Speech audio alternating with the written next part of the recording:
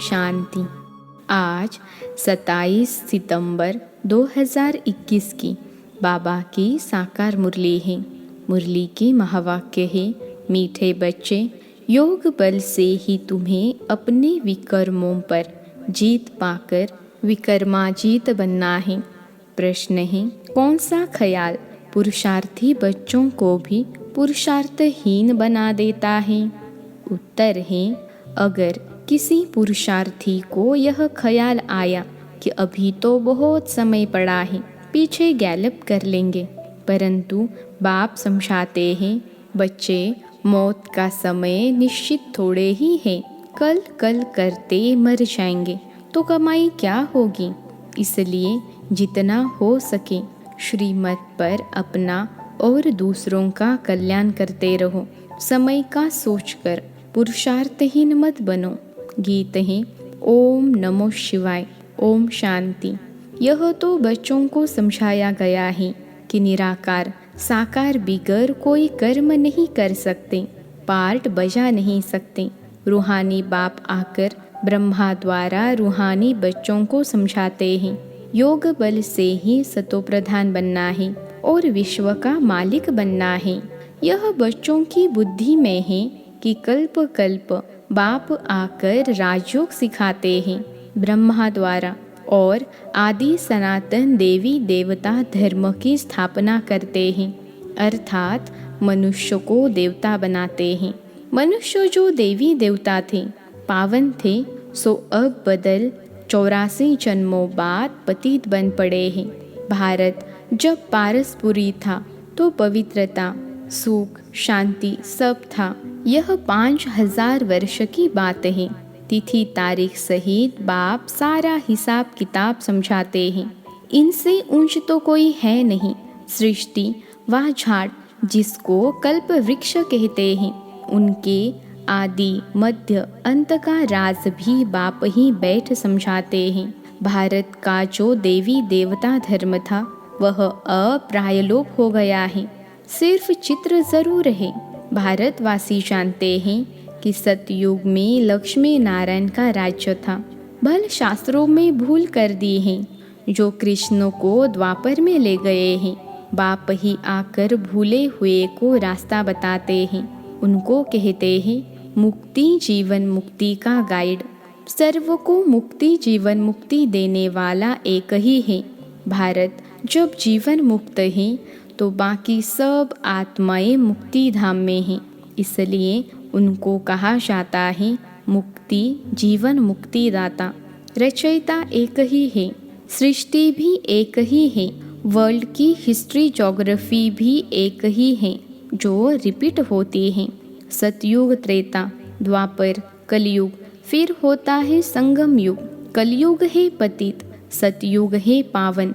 सतयुग होगा तो पहले जरूर कलयुग का विनाश होगा। विनाश के पहले स्थापना होगी। सतयुग में स्थापना नहीं होगी। भगवान आएगा तब जब पति दुनिया को पावन बनाना है। अब बाप सहज युक्ति बताते हैं कि देह सहित देह के सब संबंध तोड़ देही अभिमानी बन बाप को याद करो। बाप है भक्तों को फल देने वाला, भक्तों को ज्ञान देते हैं पावन बनने के लिए। सबको पावन बनाने वाला है योग ज्ञान सागर। मुख से आकर ज्ञान सुनाते हैं, पतितों को पावन बनाते हैं।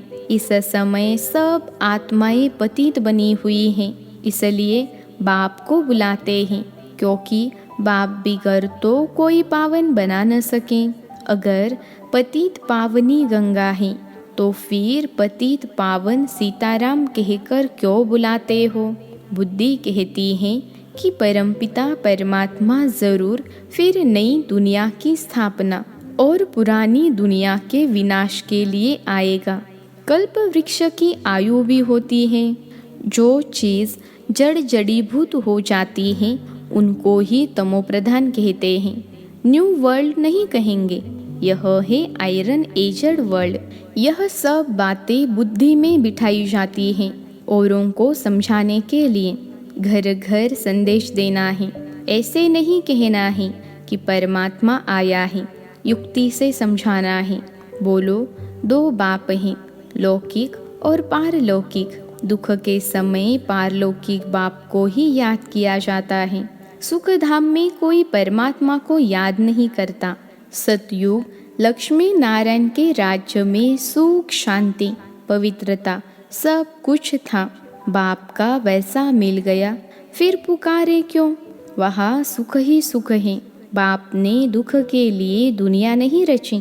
यह बना बनाया खेल है, जिनका पार्ट पिछाड़ी में है।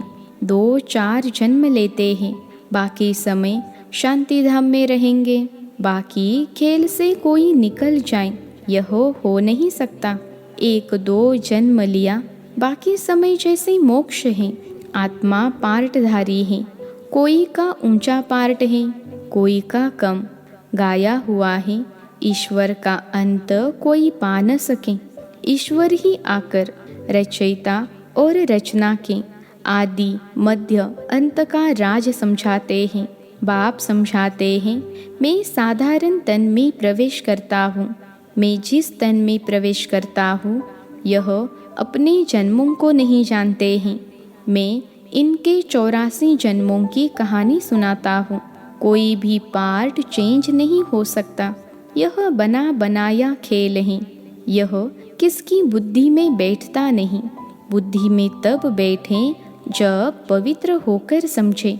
अच्छी रीति समझने के लिए 7 रोज भट्टी में पड़े। भागवत आदि भी 7 रोज रखते हैं। कोई 7 दिन में अच्छी रीति समझ लेते हैं। कोई तो कह देते हैं कि हमारी बुद्धि में कुछ भी नहीं बैठा। ऊंच पद नहीं पाना होगा तो बुद्धि में कैसे बैठेगा? अच्छा, फिर भी कल्याण तो हुआ ना। प्रजा तो ऐसे ही बनती है। बाकी राज्य भाग्य लेने में मेहनत है। बाप को याद करने से ही विकर्म विनाश होंगे। अब करो व न करो, परंतु बाप का डायरेक्शन है।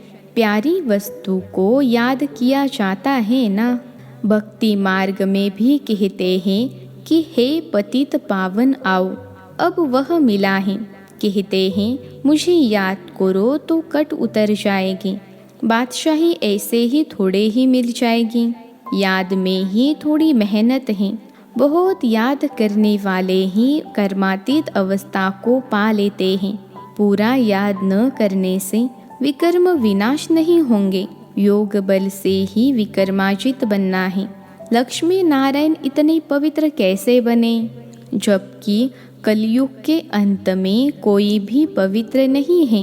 इस समय गीता ज्ञान का एपिसोड रिपीट हो रहा है। शिव भगवान उवाच, भूले तो सबसे होती रहती है, मैं आकर सबको अभूल बनाता हूँ। भारत के जो भी शास्त्र हैं, यह सब ही भक्ति मार्ग के। बाप कहते हैं, मैंने जो कुछ कहा था वह किसको भी पता नहीं है। जिन्होंने मेरे द्वारा सुना, उन्होंने 21 जन्मों की प्रारब्ध पाई। फिर ज्ञान प्रायलोप हो जाता है। तुम ही चक्र लगाए फिर यह ज्ञान सुन रहे हो। तुम जानते हो हम सैंपलिंग लगा रहे हैं मनुष्य से देवता बनाने का। यह है देवी झाड़ का सैंपलिंग। वे लोग तो उन झाड़ों का कलम लगाते रहते हैं। बाप आकर कॉन्ट्रास्ट बताते हैं। तुम दिखाते भी हो कि उन्हों का क्या प्लान है, तुम्हारा क्या प्लान है। वह फैमिली प्लानिंग करते हैं कि दुनिया बढ़े नहीं। बाप तो बहुत अच्छी बात बताते हैं कि अनेक धर्म विनाश हो जाएंगे और देवी देवता धर्म की फैमिली स्थापन हो जाएगी। सतयुग में एक ही आदि सनातन देवी देवता धर्म की फैमिली थी और अनेक फैमिलियाँ थी ही नहीं। इस समय भारत में देखो कितनी फैमिलीज हैं। Gujarati family, Sikh family. वास्तव में भारत की एक ही फैमिली होनी चाहिए। बहुत फैमिली होगी तो ज़रूर खिटपिट होगी, फिर सिविल वार हो जाती है। फैमिलीज़ में भी सिविल वार हो जाती हैं। जैसे क्रिश्चियन की आपस में फैमिली है तो उन्हों में भी 2 भाई आपस में नहीं मिलते, फ्रैक्शन हो जाती है। पानी भी बांटा जाता है। सिख धर्म वाले समझते हैं हम अपने धर्म की फैमिली को चास्ते सुख देवे, रग जाती है ना, माथा मारते रहते हैं। जब अंत का समय आता है तब आपस में लड़ने लग पड़ते हैं। विनाश तो होना ही है, ढेर बॉम्ब्स बनाते रहते हैं।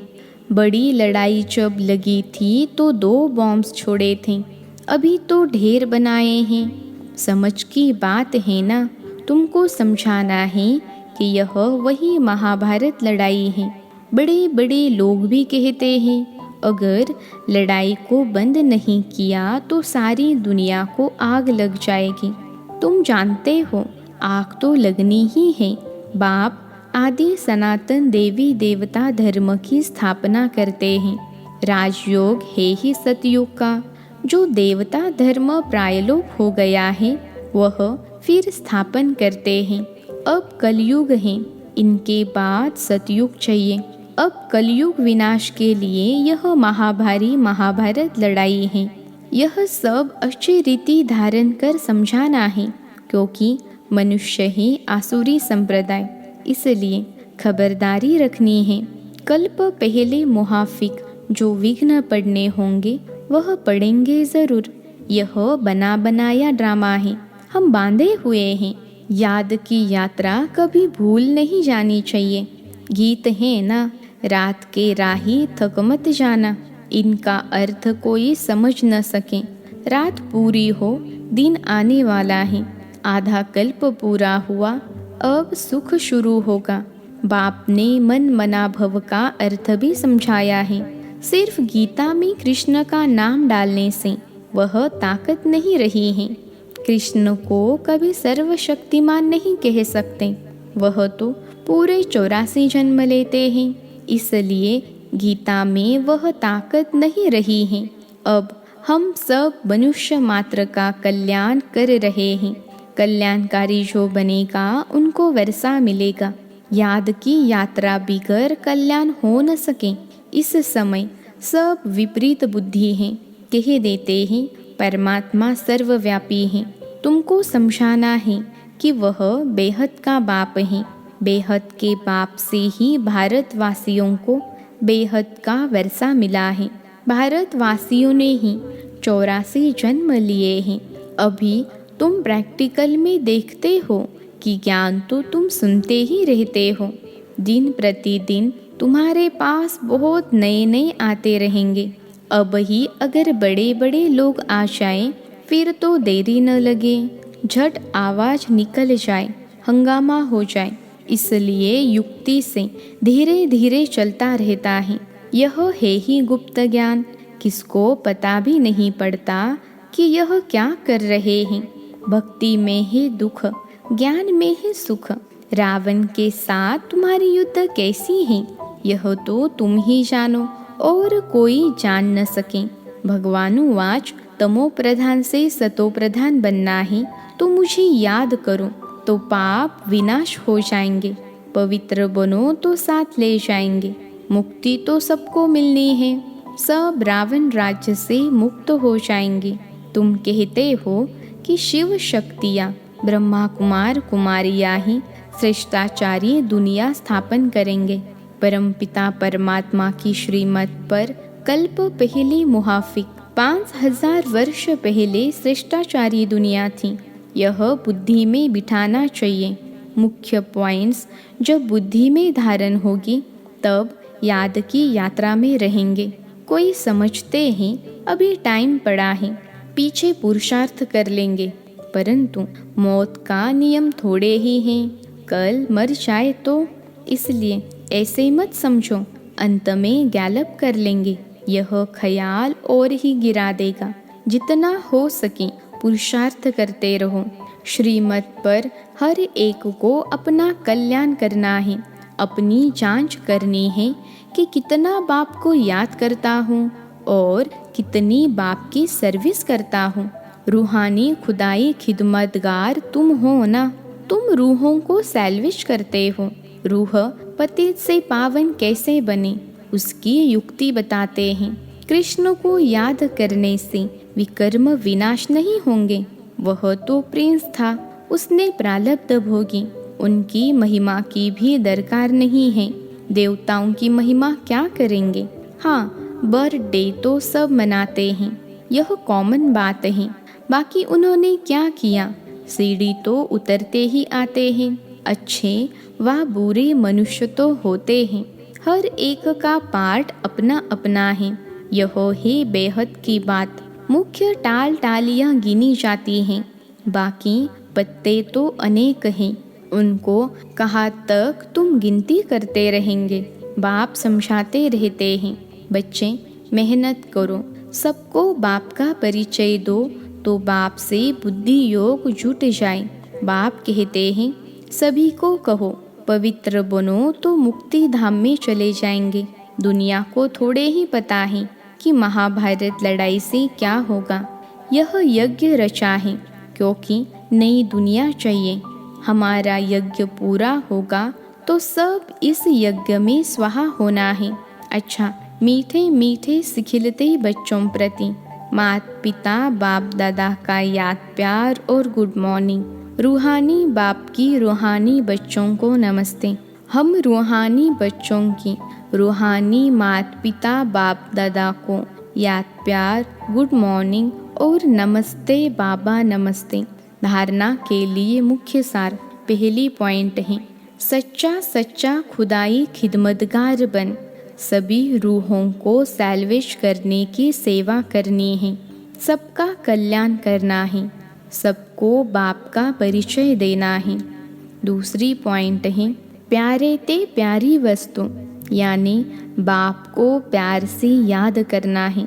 बने बनाए ड्रामा पर अटल रहना है, विघ्नों से घबराना नहीं है। आज का वरदान है, मैं पन के बोझ को समाप्त कर प्रत्यक्ष फल का अनुभव करने वाले बालक सो मालिक भव। मैं पन के बोझ को समाप्त कर प्रत्यक्ष फल का अनुभव करने वाले बालक सो मालिक भव। विश्लेषण है, जब किसी भी प्रकार का मैंपन आता है तो बोझ सिर पर आ जाता है, लेकिन जब बाप ऑफर कर रहे हैं कि सब बोझ मुझे दे दो, आप सिर्फ नाचो उड़ो, फिर यह क्वेश्चन क्यों कि यह सर्विस कैसे होगी, भाषण कैसे करेंगे। आप सिर्फ निमित्त समझकर कनेक्शन पावर हाउस से जोड़कर बैठ जाओ। दिल शिकस्त नहीं बनो तो बाप दादा सब कुछ स्वतः करा देंगे। बालक सो मालिक समझकर श्रेष्ठ स्टेज पर स्थित रहो तो प्रत्यक्ष फल की अनुभूति करते रहेंगे। आज का स्लोगन है, ज्ञान दान के साथ साथ गुणदान करो तो सफलता मिलती रहेगी। ज्ञान दान के साथ साथ गुणदान करो तो सफलता मिलती रहेगी। अच्छा, ओम शांति।